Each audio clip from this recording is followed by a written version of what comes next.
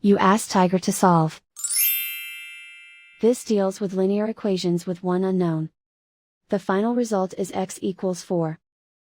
Let's solve it step by step. Group all constants on the right side of the equation. Add 7 to both sides. Simplify the arithmetic.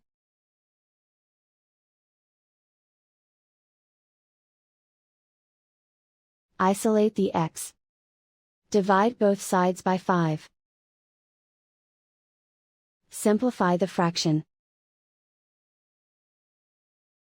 Find the greatest common factor of the numerator and denominator. Factor out and cancel the greatest common factor. And so the final result is x equals 4.